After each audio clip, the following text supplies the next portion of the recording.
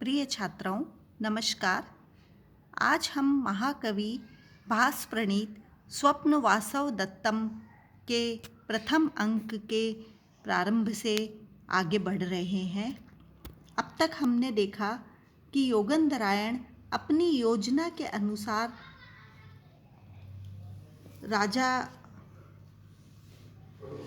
की व्याहता पत्नी वासव दत्ता के साथ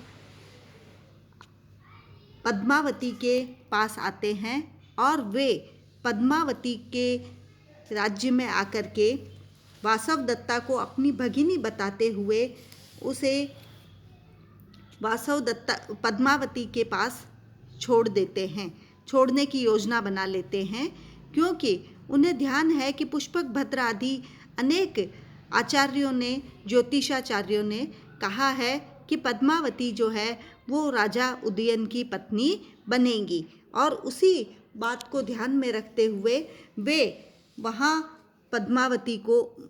वासव दत्ता को पद्मावती के पास में छोड़ने की योजना बनाते हैं। यहीं से हम प्रारंभ करेंगे।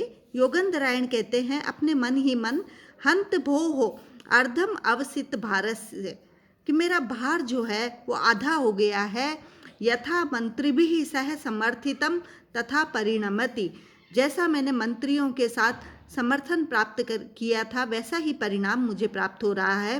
ततः प्रतिष्ठिते स्वामिनी तत्र भवति उपनयतो में इह अत्र भवति मगध राजपुत्री विश्वास स्थानम भविष्यति, कि प्रतिष्ठित स्वामिनी, मेरी स्वामिनी जो वासव दत्ता है माननीया, वो उनके साथ में यह यहाँ पर अत्र भवती, यहाँ सम्माननीय मगध राजपुत्री के साथ विश्वास पूर्वक मैं उन्हें रख सकूँगा, और विश्वस्त स्थान इससे अधिक और क्या होगा। कुतः, क्योंकि पद्मावती नरपतेः महिषीर्भवित्री दृष्टा अविपत्ति अथ यई प्रथमं प्रदिष्टाः तत् प्रत्याकृत इदं नहि सिद्ध वाक्यानि उत्क्रम्य गच्छति विधिः सुपरीक्षितानि। यहाँ पर योगंधरायण कहते हैं कि पद्मावती नरपते है महिषी भवित्री, पद्मावती जो है नरपते है, मेरे मनुष्यों के स्वामी अर्थात उदयन की महिषी पटरानी भवित्री होगी। यही ही जिन्होंने प्रथमम प्रदिष्टाः, पहले ही ऐसा आदेश कर दिया है, दृष्टि अविपत्ति अथ, और उन्होंने उस मार्ग में प्रतिष्ठा कह दिया था उन्होंने कि पद्मावती जो है वो राजा की पत्नी, प्रिय पत्नी होगी। और तत्प्रत्याकृत इदम, उस बात पर विश्वास करके ही कि सिद्ध वाक्यानि, सिद्ध पुरुषों के वाक्य जो है वो विधि ही सुपरीक्षितानि, भाग्य के द्वारा अच्छी तरह से परीखे हुए होते हैं, और उनका उत्क्रम उल्लंघन करके कोई भी कार्य नहीं होता है।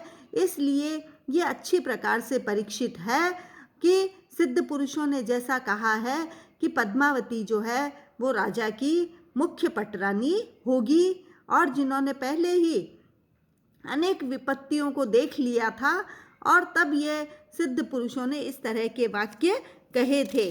तो अब मैंने पद्मावती के साथ में इस वासव दत्ता को धरोहर के रूप में सौंपने का निर्णय किया है, तो यह निर्णय मेरा उचित ही प्रतीत होता है। ततः प्रविशति ब्रह्मचारी, उसके बाद में वहाँ एक ब्रह्मचारी प्रवेश करते हैं, और ब्रह्मचारी ऊर्ध्वम अवलोक्य, ऊपर की ओर देख करके कहते हैं, स्थितो मध्याह्न है, मध्याह्न का समय हो गया है, दृढ़मस्मि परिश्रांत है, मैं बहुत अधिक थक गया हूँ। अथ कस्मिन् प्रदेशे विश्रमेष्ये, अब कहाँ चलकर विश्राम करूँ। परिक्रम में घूम कर भवतु दृष्टम, अच्छा मुझे यह स्थान दिखाई दे रहा है। अभितः तपोवनेन भवितव्यम, कि तपोवन समीप में ही जान पड़ रहा है। तथा ही, क्योंकि अब कौन से उन्हें ऐसे चिन्ह दिखाई दिए हैं कि जिससे उन्होंने कहा है कि ये तपोवन नज़दीक है, तो उसी को स्पष्ट किया है।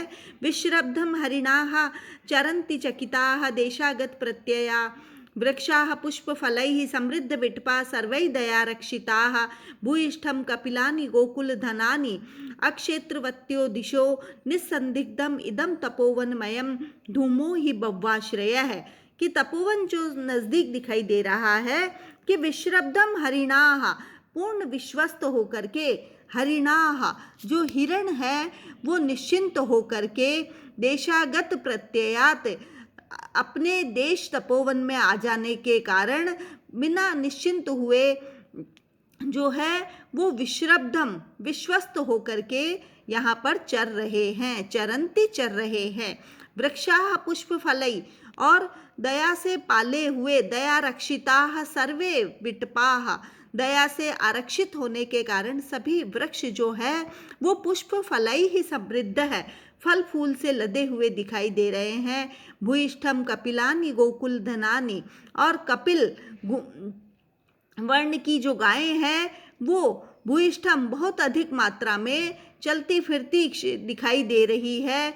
क्षेत्रवत्यो दिशो और चारों ओर खेत भी नहीं दिखाई दे रहे हैं। निस्संदिग्धम निस्संदेह है यहाँ पर तपोवन इयम कि यहाँ तपोवन का स्थान होना चाहिए कि जिससे कि धूमो ही बव्वाश्रय है, हवन का धुआं भी बहुत स्थानों से निकलता हुआ दिखाई दे रहा है कि यहाँ वो ब्रह्मचारी आकर के आश्वस्त होता है कि यह स्थान निश्चित रूप से कोई तपोवन ही होना चाहिए, क्योंकि यहाँ इस आश्रम के नज़दीक बहुत सारे चिन्ह ऐसे दिखाई दे रहे हैं जिससे कि परिलक्षित हो रहा है कि यह आश्रम का ही कोई स्थान है। फिर आगे कहते हैं यावत प्रविशामि, तब वह वहाँ प्रवेश करते हैं और कहते हैं कि अय आश्रम विरुद्ध है खलु एष जन है, और यह आश्रम के विरुद्ध कोई व्यक्ति दिखाई दे रहा है। अन्यतः विलोक्य अथवा तपस्वी जनो अत्र, दूसरी ओर देख करके अथवा तपस्वी जनोपि अत्र, यहाँ कोई तपस्वी जन भी दिखाई दे रहे हैं। अये स्त्री जन है, अरे यहाँ कुछ स्त्रियाँ भी है।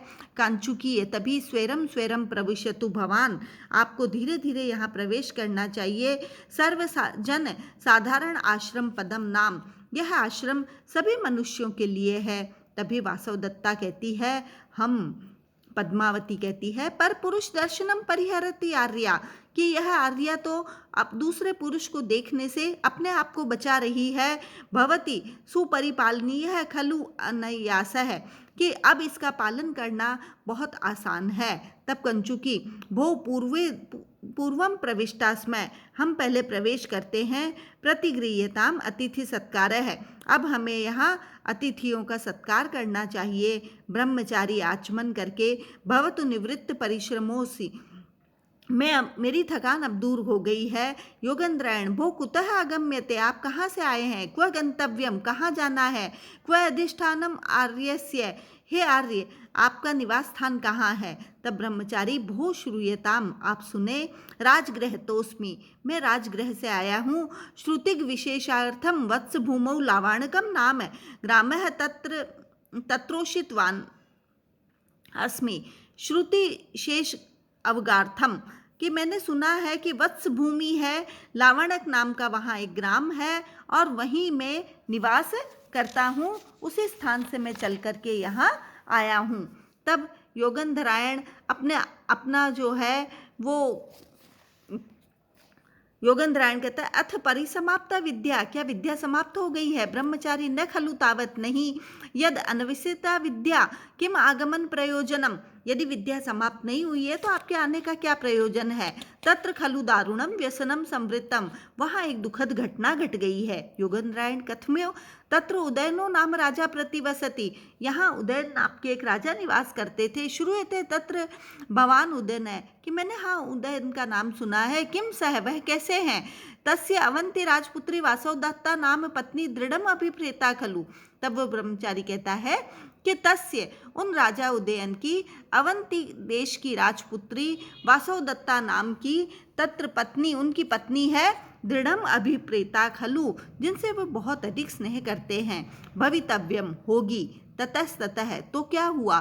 ब्रह्मचारी ततः तस्मिन् मृगया निष्क्रांते राजनी ग्रामदाहेन साधकता, तभी मृगया निष्क्रांते, राजा के शिकार पर निकलने के बाद राजनी ग्राम दाहेन, राजा के गांव में दाहेन जल करके सा दग्धा, वह जल करके मर गई। वासवदत्ता आत्मगतम, अलीकम अलीकम खलु एतत्, यह ऐसा ही है, ऐसा ही है। जीवा में मंद भागा, मैं अभागिन तो अभी तक जीवित हूँ। योगेंद्रायण ततस्ततः, फिर क्या हुआ? ततः ताम अभ्यवपतु कामो, योगेंद्रायण नाम सचिवः तस्मिन्नेव अग्नौ पतितः, कि उस को रक्षा करने के लिए योगेंद्रायण नाम का उसका जो सचिव था वह भी उसी अग्नि में जल करके समाप्त हो गया है। तो योगेंद्रायण की जो योजना यहाँ पर दिखाई दे रही है वो परिलक्षित होती हुई और उसकी वार्ता जो है वो पूरे लावणक नामक ग्राम में फैल गई है। यह सारे समाचार योगेंद्रायण को यहाँ प्राप्त होते हैं। तब वह ब्रह्मचारी कहता है, ततः सह राजा महीतल परिसर्पण